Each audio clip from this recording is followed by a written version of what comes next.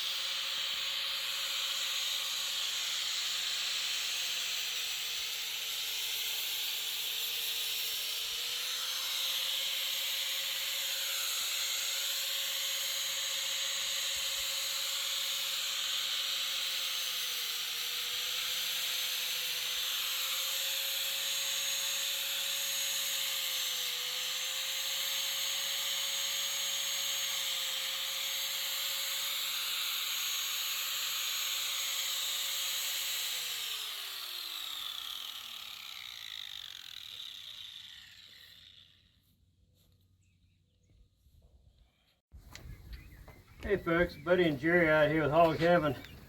We've got some young quail that we're putting out here, and what I've had before in order to keep varmints from getting them is along the outside edge is some old gutter guard that keeps leaves out but does no good for pine straw and things like that, and that's mostly what we used to have around the house before we had them cut down was pine trees.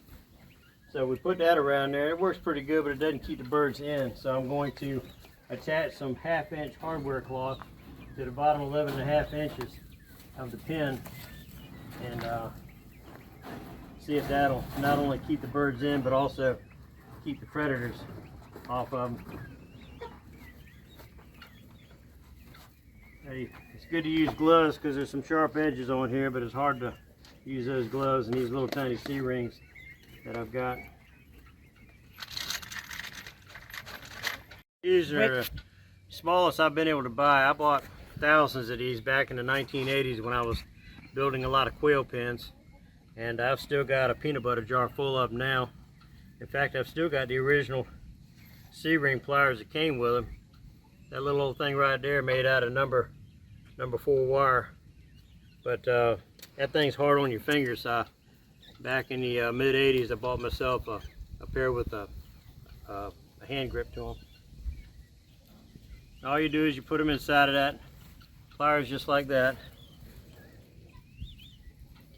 and then you get your wire where you want it.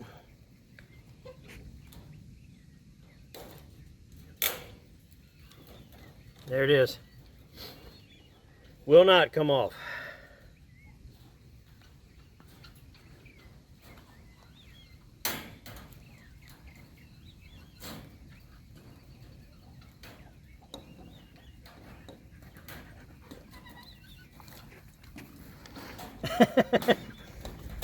Shadow likes to get in all the videos. Now that one will keep the height, but I've got to put one on the vertical race so that it won't pull when I go to pull this wire over. And there's that. See that little we're gonna have to re-staple that right there. See where the staple came out? I do. But this will definitely keep the birds in here.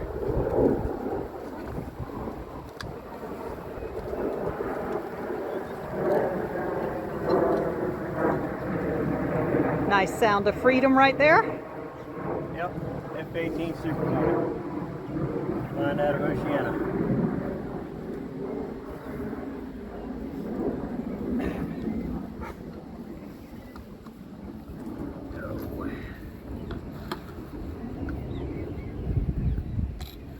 That was age or mileage talking.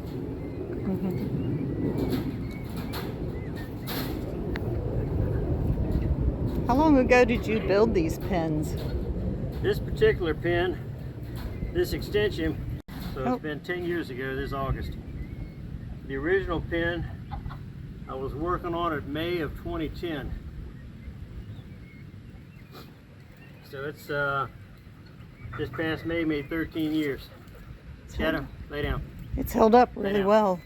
Yep. I'm gonna come out here and get a better picture of the whole pen while you work.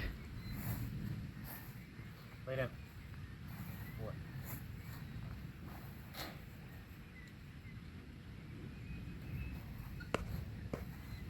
We've This had is probably something I should have done long ago, because even as grown-ups, the bobwhite can stick their heads through here, and that makes them a prime candidate for decapitation for a cat or a fox. Yeah, so we've had all kinds of birds in these pens since we've built them. Yep, the original pen, we didn't have chickens at the time. We had chucker partridge, guinea fowl, and bobwhite quail.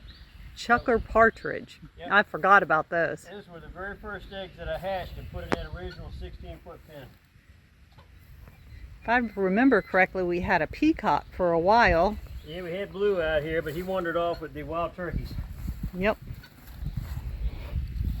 So right now we're housing just chickens, guineas, and bobwhite quail. Correct. Oh, And nope. Cotternet quail. Cotternet quail, yep. Well, some people call them Caturnix. They were Pharaoh D1 the first time I ever got any. In fact, they were the first quail I ever raised. They came with one of those kits that you saw in the back of a magazine. Little old tiny plastic, cheap plastic incubator that sold for $5.98 and ran off of a Christmas tree bulb.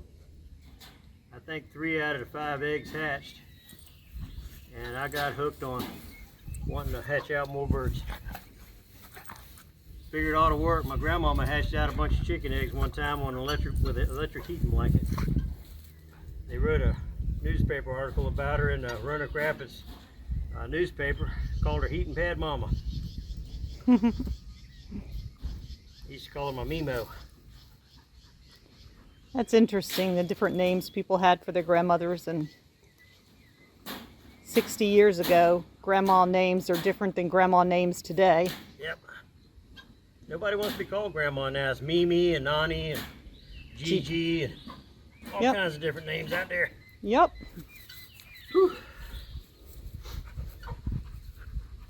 And this is just some spare 24-inch hardware cloth I had that broke out the grinder and split it down the middle and made us two 11 and a half inch wide pieces. It's all you need, because the quail, even full grown, they're not more than 6-7 inches tall, maybe 8 or 9 if they're fully standing up with their noses with their neck stretched out. Now, why do we put it on this side and not the other sides? This side right here, I'm doing it because this is 1x2 welded wire. Okay, and they can get through east that. And the west side is impregnated metal, which was actually used for a dugout at one of the local softball fields, and a friend of mine had a bunch of it left over, and instead of scrapping it, asked me if I could use it. That's awesome. And that was back in the late 80s, early 90s. Your dad used some for his chicken pen. Some other friends of mine have used some for fencing, and I used the rest for building this pen right here to make it bear-proof. Bear cannot go through that impregnated metal. They can pull the staples out if they know to do that, but typically what they'll try to do is just rip the wire open. And if you've got chicken wire and you've got bears, the chicken wire will not keep them out. Just won't do it. And we do have bear. Oh yeah, we have bear. We have, in fact, if you pan right over there on the other side of the golf cart, that pine tree that's got the fork about 15 to 20 feet up. It's got a little pine tree at the base. Yep. I can put a picture in there and show the folks the mama and her 2 cubs that we took a picture of right next to that. Oh, that'd be cool. Remember her? That was back in 2012, I think. Yeah. But he's got a memory like nobody I know. He can remember dates, years, names, places, events. Yeah, now somebody's going to test me on it, and I'm going to, who are you? It's hard to get this focused in between this wire. So how's it going? You about done? Yeah, I'm just about there. Let's get a close up and see. Putting in the final pieces. I'm going to use a few more right here at the edge. Oh yeah, so you overlapped it just a little bit. Yep. Perfect. And the overlap will also go onto the 1x2 welded wire, so it'll make that little place stronger.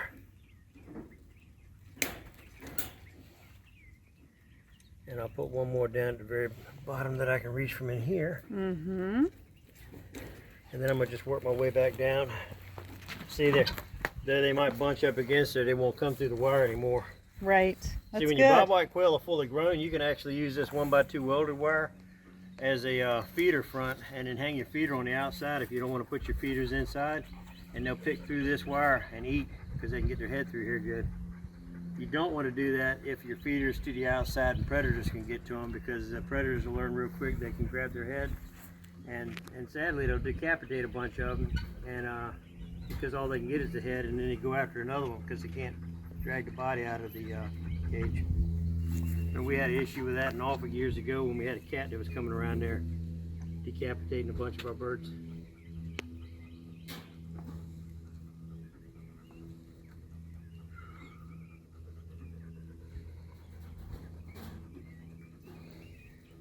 Might need to fill up their water a little bit more. They're having to jump up on the rim and bend down in it. They'll learn. Okay. And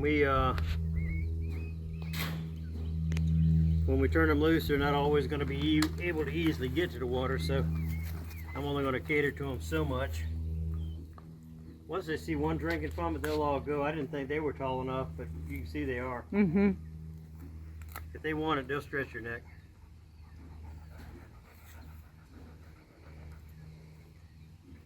If it wasn't for the fact we're getting ready to put more birds in here, I wouldn't even keep the gravity waterer in here. So the birds we're putting in with these other birds are a week behind or 2 weeks? A week younger. 1 week younger. So there's not that much size difference, but you'll be able to tell. Oh yeah. It's not a good thing, but we ain't got but so many pens. And we got more birds coming out. We'll do it one more time because we got one last tray of birds that are going to hatch out in a week from now. And then we won't be in such a rush to get the birds out here. Right. And we put 250 eggs in at a time every week. And the viability, what do you think is an estimate for the viability of what we have to put out here? Viability, like how many birds from each hatch? Yeah, the percentage actually, the 250. By the time we get them out here, because you got your dead loss from the ones that take so long getting out of the shells, what have we been getting? About between 160 and 180 per hatch. Okay. And then by the time they get out here, you're probably looking at about 150. Okay. And by the time they get out of here, I don't know. I mean, last year we had an extraordinary hatch because I turned loose 171 that were in here and were breeding. And I figured out the reason why we weren't getting as good a hatchability as we used to get is we just had them on the ground, so some of them may not have been fertile. Whereas when we put them in battery cages, one male and one female each cage, yeah, we were getting like 95 to 97% hatchability on those eggs. And also they got broody in here. And once they get broody, they stop. Once they get broody, they stop laying, or yeah, and they slow down on their production. I'd rather keep birds on the ground, but seems like it's more natural. Yeah. A lot of people don't like keeping them on the ground because you got a lot of disease problems, but just stay on top of it. Okay. All right, so it's cleanup time and go get the birds to bring them out here. Yeah. All right.